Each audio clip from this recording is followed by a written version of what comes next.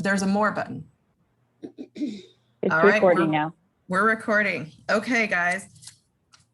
Well, I looked through this and there are 47 slides and I have 27 minutes or less than 20 minutes. So we're going to jam through, and remember that two things. You have this presentation in your email. So if you can't see the details of it because the font is too small, it's in your email, and you have a helper that's going to be with you for an hour and a half. You can ask all the questions you need. Heather Jacobs is going to monitor our chat and pop in when I need to explain more. But really, this is an overview. So let's jump in. There, a little index. So if you come later, you can find where to go quickly as you look through. FamilySearch is a way to a software that helps us compile our family history. It's free of charge and it's available to everyone. There are several different platforms like Ancestry and FamilySearch that do the same thing in different ways. So the main thing to know is that many of them, like say, let's right now just compare Ancestry and FamilySearch. Ancestry is where you have your own tree and everything is your, everything you put in, you own it and only you can change it.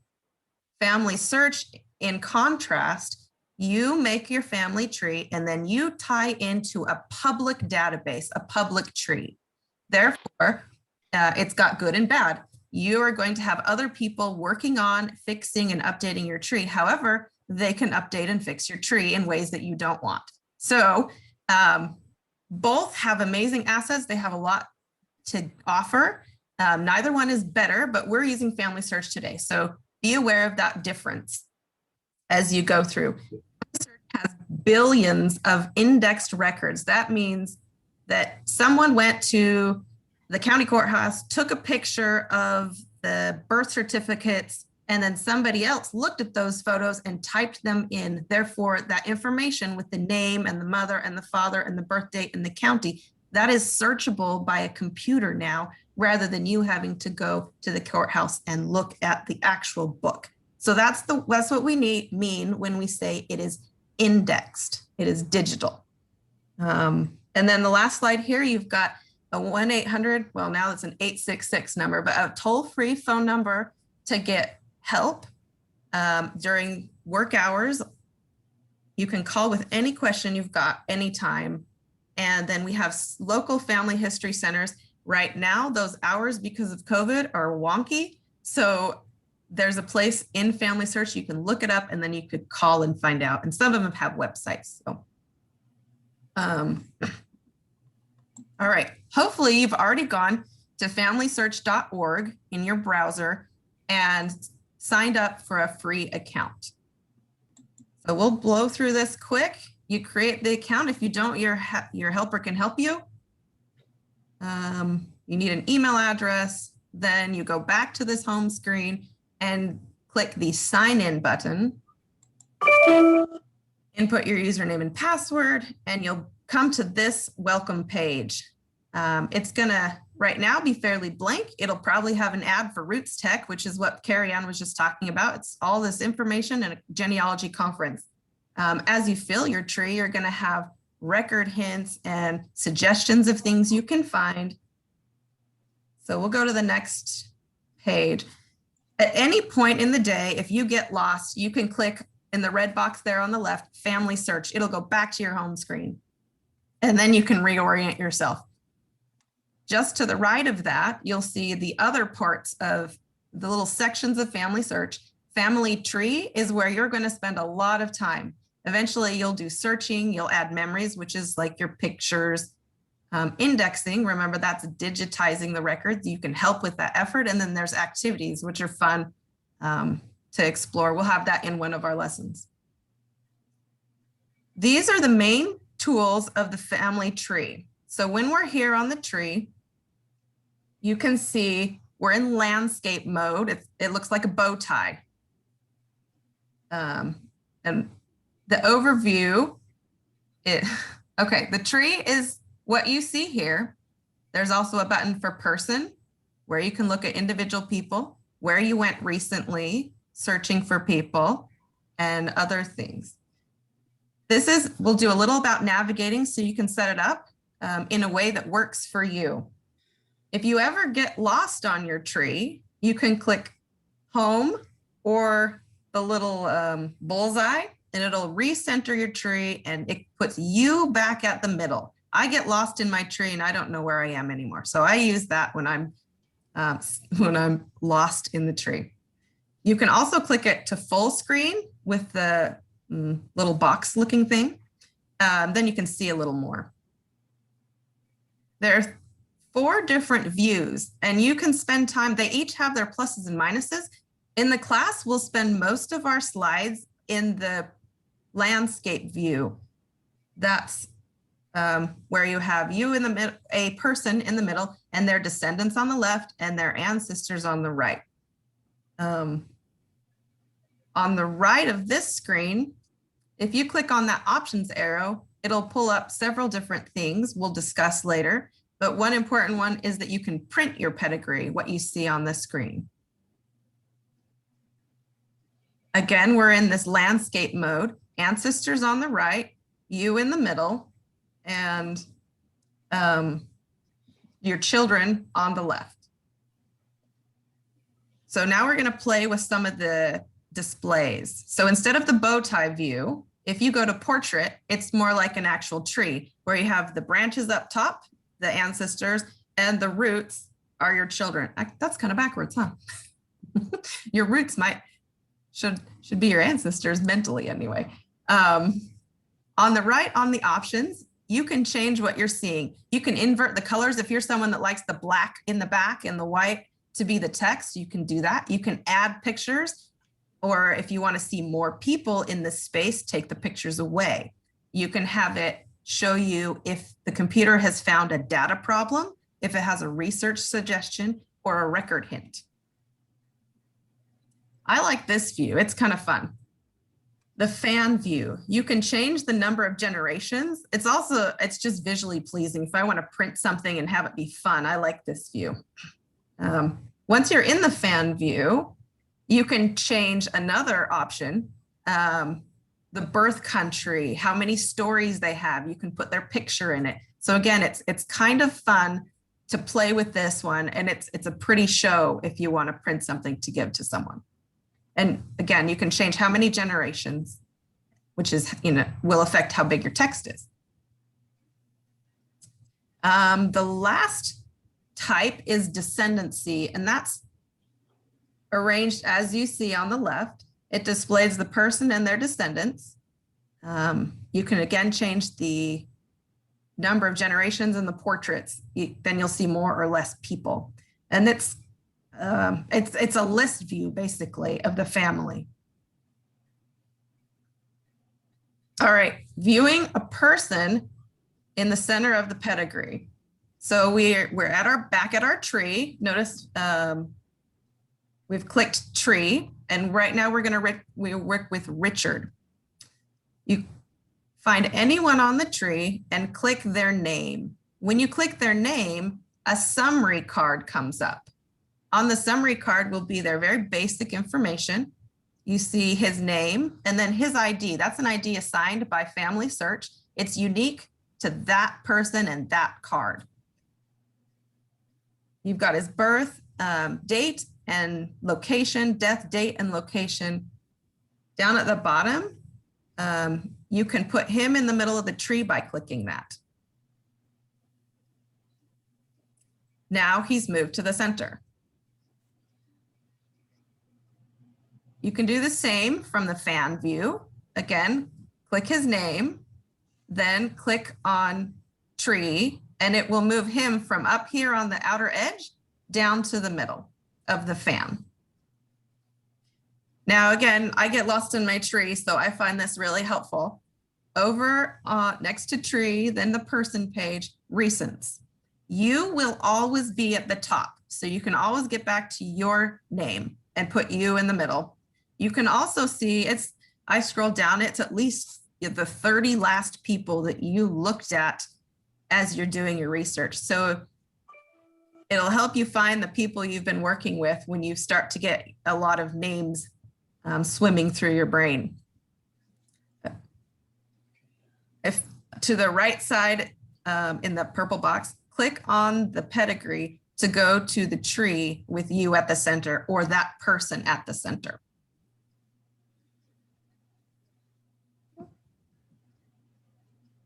Find. So eventually we're going to need to find people. I mentioned that unique ID number. It's a 7-digit, a 7-character alphanumeric, and it's unique to that one individual.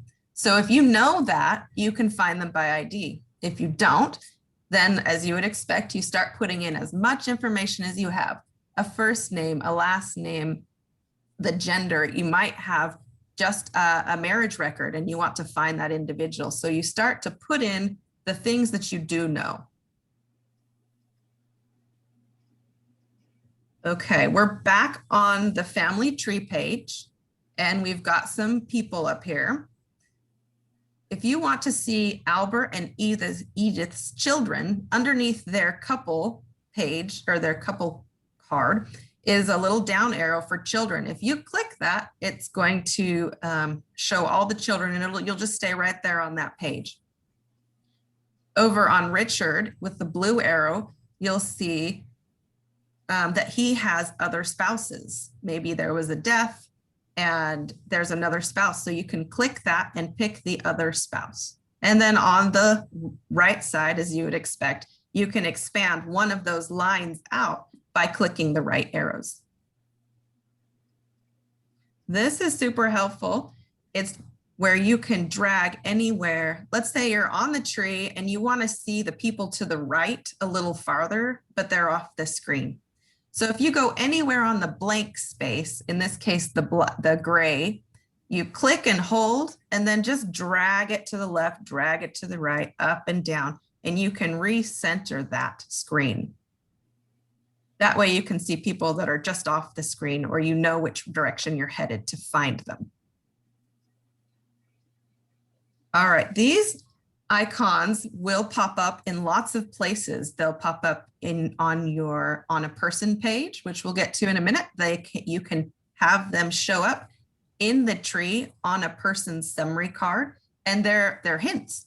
If it's blue, it's a record hint. It means that they're index records that might match this person. The computer has gone and seen this date is close to that date, or this is the same name. And it says, hey, there's an opportunity here. We might have found a match. You now go have a look. A research suggestion, it might suggest that additional research might be needed. What if you had a husband and 4 kids, but there was no spouse? Well, it's going to say, hey, there's probably a woman. Go see if you can find her. And then a data problem, that's usually something like the birth date of the child is before the birth date of the mother. Well, that can't happen. So that's the problem you got to fix. Adding a person, you'll spend a bit of time doing this today on this tree screen. Anywhere you have add, you just click the plus and you'll go to a pop-up screen and you start inputting all the data you know. Remember, it's really important to try and get a standardized date. That helps the computer system search and find more records to give you more hints.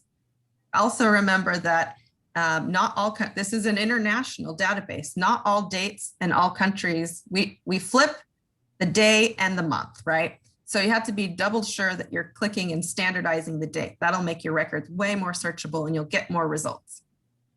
Same with the birthplace. Remember, if you have an ancestor born in Virginia in 1950, then, you know, we existed as we are. But if you have an ancestor that was born in the 1600s, then it's going to be a different version of the city of Virginia. You know, it won't be the Commonwealth of Virginia. It'll be a territory. I am so blanking because I'm on the spot. But I think you understand what I mean. The city names change over time. So be aware of that. And as you're putting in a standardized place, just take a second to look and make sure the city existed in the time frame you're using. Now, after you've added the person, the first thing it's going to do is do a really quick search and say, hey, we found some maybes. This could be your guy. Have a quick look. If it matches, dig a little deeper. If it doesn't match, it's okay to say not a match, create a new person. And if later you find out that it was the right person, there's a way to merge, and that's in another lesson. Any living person, no match should be found.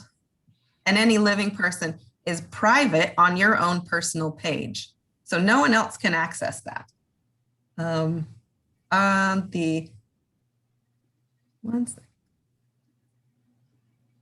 Okay, now we'll go to the person page, and I got to talk faster.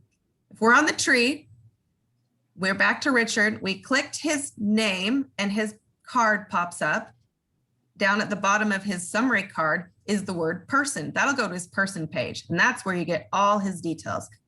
The computer assigned an ID number, and we'll explore all these things in the red box over the next 5 weeks. But you can add a life sketch. Remember, this is public. Anyone else can change that if this is a deceased person. And this is where you start putting in all those details. The birth date, the christening date, the marriage date, the vital statistics. In the other information, you'll be able to find military service, alternate name, like, you know, one of my ancestors was named something and never went by it. So their records under both. You put alternate names. That'll help, again, the computer search for those things.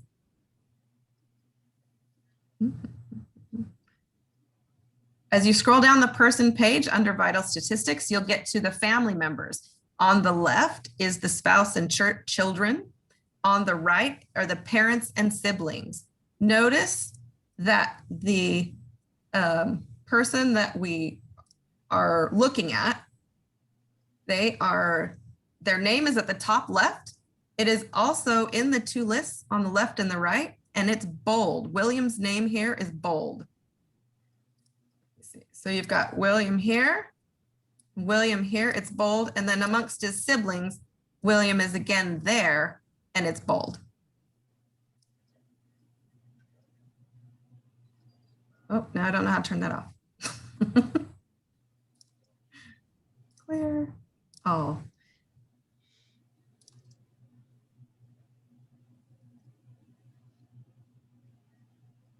If you click on anyone else's name, the same thing, click their name, their summary card pops up.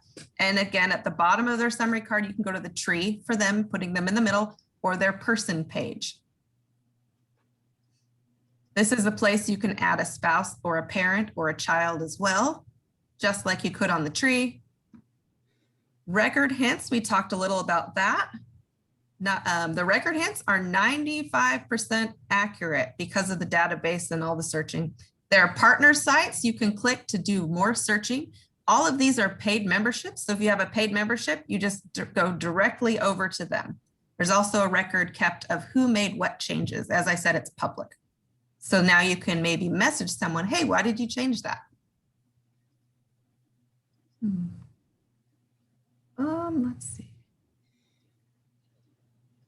All right, we're back. We're on Richard's page. On the left, we were in the details where we put his vital statistics, etc. The next one over is a timeline. That's just kind of fun, where he was born. See the little pin marks where he was at different points in his time, his life.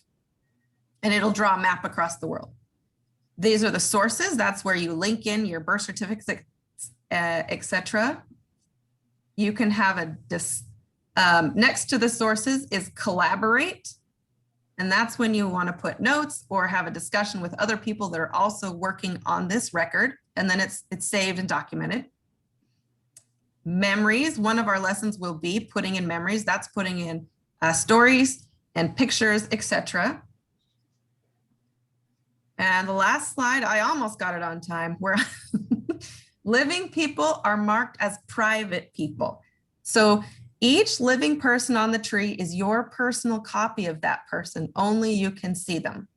That means your spouse, who has his own account or her own account, can't see the card that you made, and you can't see living people they made. However, once anyone is marked as deceased, they go up into the tree and anything attached to them is public. So I have a picture of my grandpa who passed, and I tagged my mom in it, and I tagged me in it. Once my grandpa passed and I marked him as deceased, then that picture went up public, and no one can see my birth date or my spouse or my children, but they can see that Angie Zufel is tagged in the photo. So there's that much that's public, but no more. They can see none of my private details, just that I'm in a picture with my grandfather who is deceased. And that's the end of our presentation. A ton to share. Angie, Yeah. there are a couple of questions. Yeah. Where did that map come from? How do I see it in my tree? Okay. Back to the map. So if you go to the tree, then you go to a person page. So remember, we clicked on Richard and we got his summary pop up. And then we clicked on the word's escaping me. Is it people? Person. Okay. We went to Richard, we got his pop-up page, and down here on his summary card is the word person. So now we're on a person page. The first part is details, and next to it is timeline.